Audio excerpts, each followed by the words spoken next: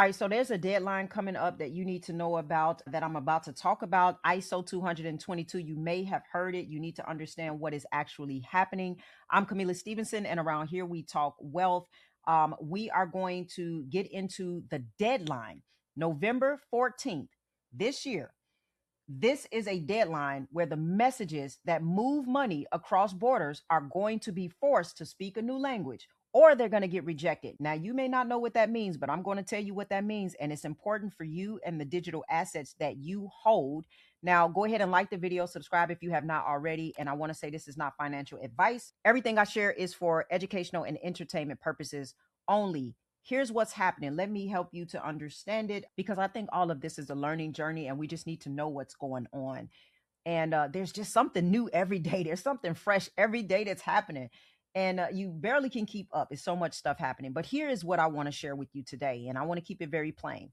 So, when a bank sends money to another bank, it does not mail the cash. Okay. Obviously, it sends a message, a little packet of instructions that says who is paying, who's getting paid, how much, and where they are. Now, for decades, those messages used an old format called MT.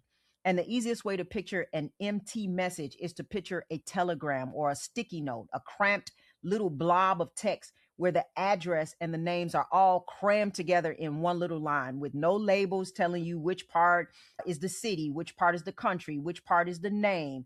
And you'll have to have a human look at it to try to figure it out. Okay. A computer can't really read it reliably because it's not structured for a computer to be able to read it smoothly, right? So a person has to step in and try to figure out what the message says. And again, this is the messaging between two banks communicating with one another. And that process, of course, is slow, it's expensive, and it's full of mistakes when you have to do it that way.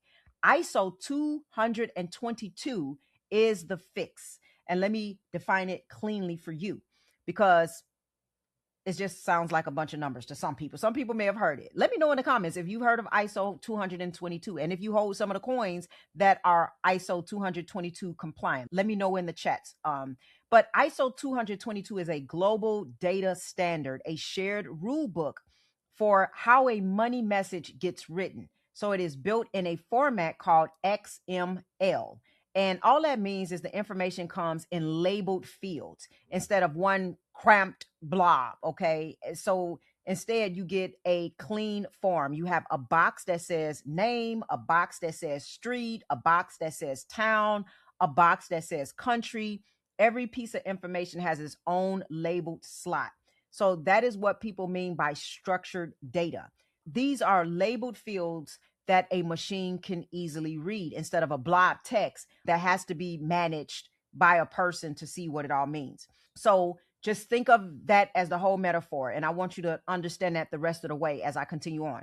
Right now, what's going on is money is learning to speak one common language. Okay. The old MT messages were the telegram cramped and unlabeled. The new ISO 222 messages, the ones that they call MX, are clean labeled form. And the technical names are not also as intimidating as they look. The new message type packs .008 is simply the structured replacement for the old MT103, which was the basic one bank tells other bank to pay this person. Okay.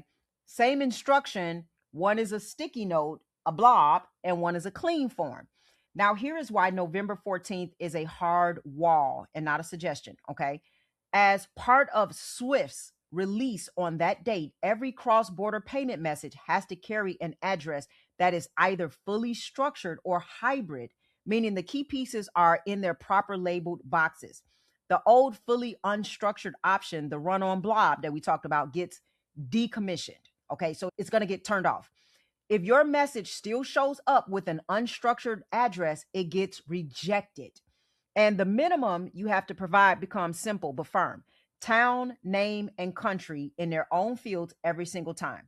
So let me say this is not an optional guidance. The unstructured path is being removed, and it gets sharper because the pressure already started. From January 1st of this year, Swift began charging fees just to keep the old MT messaging carried along. So there's a cost now for the contingency process, and the inflow transition, which is the plumbing that takes the old style message and converts it on the way through so the rest of the system can read it. So the old language is now actively more expensive to speak. So you have a stick and you have a clock. You pay more to keep speaking the dead language, and you lose the right to speak it at all on November 14th. And this is important, and it's really more important than it sounds, because recently roughly 65% of these messages were still using the old unstructured addresses. That is, most of the traffic still speaking the old language, which is exactly why this is a hard cut cover and not a soft little nudge. So it's hard to gently migrate the majority of global payment traffic, right? At some point, you got to set a date and you just got to turn off the old thing. Now, you probably heard me or people in the crypto community talk about XRP being one of those assets connected to ISO 222 because it's ISO 222 compliant. So let me tell you what that means and what it does not mean. It means the asset and its ledger can speak the same structured language. Okay. So that means that they can plug into the upgraded messaging system. All right.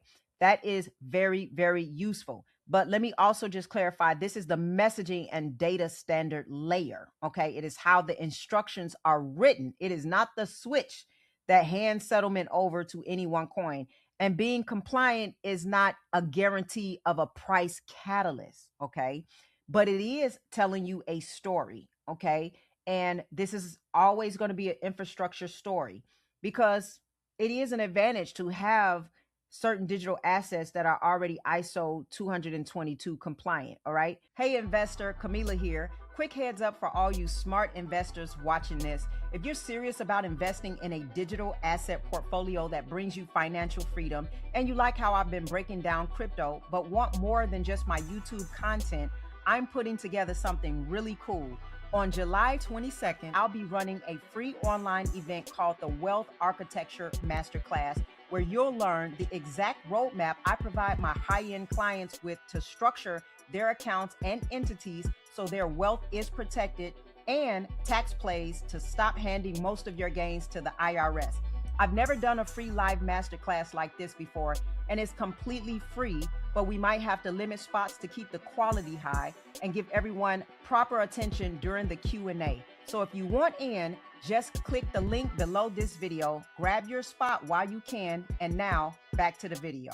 So here's what I want you to understand from the fact that there is a deadline coming. Is that, first of all, it has nothing to do with the chart. You just have to be educated on the assets that you hold. It doesn't make sense not to be. And if you're not, then it's going to be hard to have conviction through this if you're not constantly learning about the assets that you hold. The more educated you are, trust me, the more intelligent you are with the decisions that you make as an investor. So with that being said, I do want you also to know a deadline does one valuable thing. It forces the careful people to get their house in order early on their own terms instead of scrambling at the last minute in panic. Okay. The banks that are ready for November 14th are not the ones who will throw together things on the 13th. They're the ones who set it up right, structured it months ago, calmly on their own timeline. That's what they've done. Right. And it's a lot easier when you do things on your own timeline. Do things when there is calm and there is peace, because it's hard to run out of a burning building where you're still trying to figure out where the exit is. Okay. You can also do the same thing with your money before anybody forces you. That's the whole reason why I already set up the structure for crypto I hold for the long term. I make that decision early enough where I'm in calm and peace and I can do it right and not have anxiety, because trust me, you make bad decisions when you're doing it under stress. So I hold a portion of my XRP in a Roth IRA through iTrust Capital, because I would rather build the right structure for it now on my schedule than wait until some tax rule or some life event forces my hand and now I'm doing it under pressure. You have to get your house in order before the deadline picks the date for you, right? So if you do not have your asset structured right to protect you from tax implications, then I would suggest that you take a moment and figure that part out while you have the time to do it. And while it is affordable for you to do it, right? There's not always going to be this window of opportunity for you to get in this type of way.